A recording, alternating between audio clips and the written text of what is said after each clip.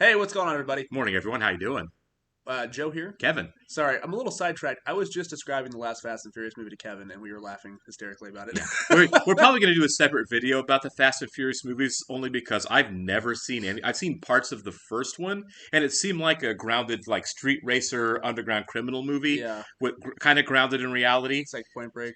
Right. But now, you see I see the trailers for them now, and we're like flying cars in space and It's wild. and jumping from building to building with explosions all around. I'm like, we have really changed from the first movie here. So I bought on digital the last one last night because I was seeing clips on Twitter of it, and I was like, I have to watch this movie. And I was just telling Kevin about it, and we were laughing hysterically. Yeah, So we'll talk more later Yeah. about Fast and Furious, which But- is a franchise I have not gotten into. it's not great. Anyways, guys, Schitt's Creek. Yeah. Last episode, really good. This really, show, really good. this season, I feel like each season I get more invested. I don't know if the writing's getting better or the performances are getting better, Mhm. but I feel more invested in the characters with each and every passing season. Yeah, I think you're right, though. I think it's both. I think both are You getting think so? better because normally in a show that's been going on for a while, because this is the fourth season, sometimes actors can lose some steam. Oh, I think so. I think Yeah.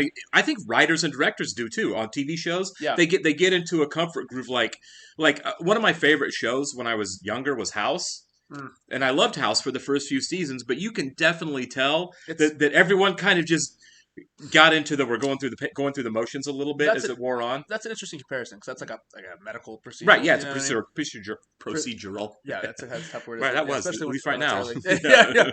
yeah. But with Schitt's Creek, though, the characters keep developing, Right. and I feel like they're having more fun with that because they've been doing it for so long now.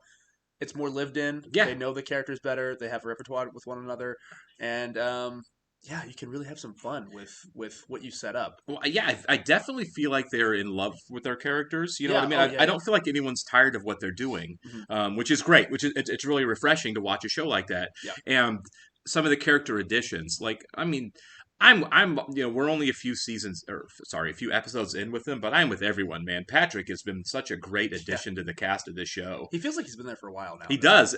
It's maybe only been 4 or 5 episodes. I was just gonna say 5 episodes. Yeah, I think it's been 5 episodes. Since we met, and early on he was a very, very tiny bit player. Like, He still kind of is. sure, but like the first time we saw him, and I think we had like episodes where he wasn't Mhm. around at all. You know, Yeah, they made no appearances. Like, he was a very bit player and has really, really grown. I don't know if that was intentional. Or wonder- if they were like, hey, wait a second, this guy, I wonder. because that happens a lot on TV, right? Like, Yeah. Jesse Pinkman was supposed to die in the first season, Yeah, but he was just so darn good. I read on Barry, how Hank was supposed to die. Yeah, in the first exactly. season. But it's like, First nope. episode. Yeah, but it's like, nope, this is a guy worth keeping around, you know? So I wouldn't be surprised. Sure. But Dan Levy and Eugene? yeah, thank you. Yeah, Dad. I've got Vin Diesel in the brain. Right. Yeah, Dan Levy and They're Eugene so Levy. similar, yeah.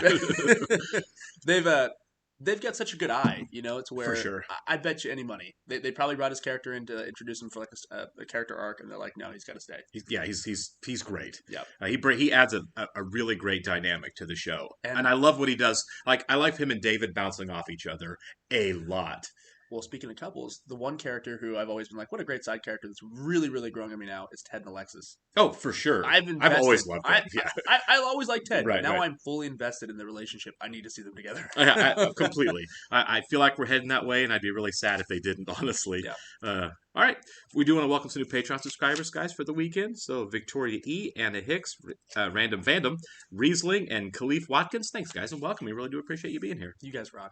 Absolutely. And if you're watching us on YouTube for the first time, welcome to our channel. Hello. If you don't mind hitting that like button for us, leave us a comment down below. Tell us who your favorite character is. And please, please, please hit that subscribe button so you can stay up to date with all of our new content. Yeah, we've got a lot of stuff going on. If you'd like to see the full reaction to all of our episodes of Schitt's Creek, plus everything else we are watching, please check out the link in the description below to our Patreon page. Yeah. You will need to bring your own copy to sync and watch along with us. We are, of course, watching Schitt's Creek on Hulu. We are getting towards the end of season 3 over there on Succession as a Patreon exclusive, and I'm absolutely loving Succession. It's very engaging. Yeah, really, it's good television, isn't it?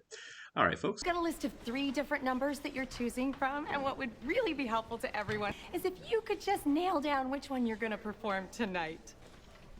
I'm going to resurrect One Crazy Summer, the Patty Hearst story. TV's Moira Rose sent a different message than television's Moira Rose. What? Uh-huh. And what was your father's review? 29 dead weights. So I trimmed the fat. I just bold. recall. Okay. Okay, I've worked retail before, and if they're coming in like that and walking around and buying gum with those bags, they are shoplifting. They're shoplifting. For sure. Do they have cameras there? I don't know. Maybe in the Ironton house. Yeah, bring somebody else in. Yeah. Great sale, bro. 14s, 1 pack of gum, which you gift wrapped. Hey, why don't we just close the store up and celebrate for the rest of the day? They steal, Oh my though. god, for all the stuff they've been stealing. There we Yes, go. Alexis! Thank you, Yeah. Stealing. Those kids are 100% stealing from you. While you're lapping all that up, the two in the back corner are filling their backpacks full of facial cleanser. Yeah.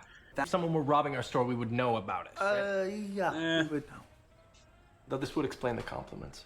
They'll be back. They only took the toner and the cleanser, and if they're not selling it on the black market, then they'll need to come back and get the moisturizer. Don't feel like you're less of a man because you need a little help with your business, but more like that. Because we could actually use some help. That's a smart move, Johnny. But consider this a trial. Stick 'em up. This Oh my hold God. up. Nobody move, but me. It was a machine gun? Well, no one has a machine so gun. I need a machine gun for the machine gun ballet? Okay, Moira, you gotta meet me halfway here. I'm saying I am stepping out of the limelight, Jocelyn. But we already reprinted the poster. Oh my God. Like clockwork, David. Changing sheets. No, guys, look, I just need to find something that caters to my expertise. That's all. What would actually have sheets over to room 2? You got it. You were right, my dear. I've had my time. Do you think we still have it? I'll go plug in my hair straightener. Oh my. They're doing a Christmas number. It's summer. Ding, Dong. ding, Dong. ding, Dong. ding. Thank you Oh for my ending that. God. I'm so glad they ended it right there. Okay. I felt like that was going to go on forever, too. I'm a little desensitized to the cringiness. Oh, from Pen 15. From Right. big time. Because, yeah. Big time. That didn't hold a candle to Pen 15. Right. However, that was still pretty cringy. That was pretty, for this show, that was pretty rough. I kind of wanted to see the Patty Hearst one, though. I did, too. Dang it. But I gotta say, man, I love it. When we don't get a lot of them, but when you get a real Moira-focused episode, it's always a lot of energy and a lot of fun because she is so eccentric. Catherine O'Hara just murders that role. She's kind of the soul of the show. Oh, completely. I mean, they're all kind of doing riffs on her, Right. A little bit, Sure. Except for Johnny, obviously, Right. who's kind of his own character.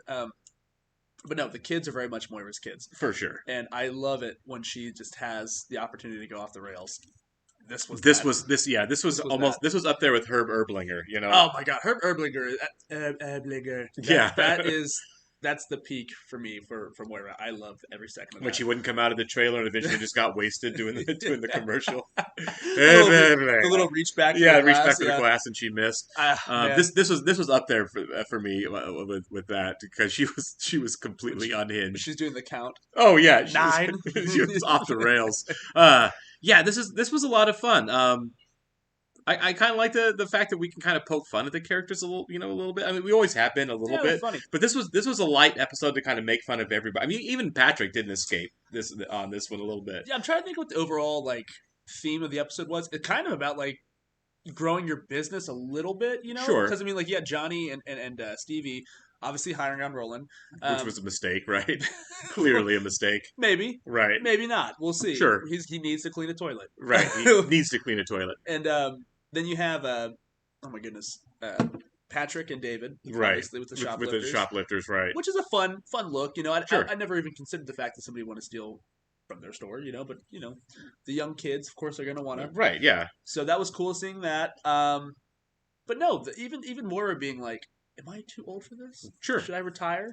So maybe going forward, I'm not sure how many more opportunities she's going to have to do a show like this. I doubt Jocelyn would be like, "Hey, great show. Well, do it again." Well, we kind of mentioned last time. I really think they're building towards more stuff. I feel like these first few episodes in season 4 have been like laying groundwork kind of episodes.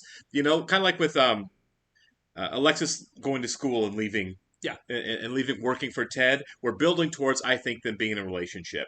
I think we are. You're right. I think we are seeing a lot about the motel business growing and improving. Yeah, and so you add Roland, and now you've got his dynamic more in the mix. They have an employee. There, right? Exactly.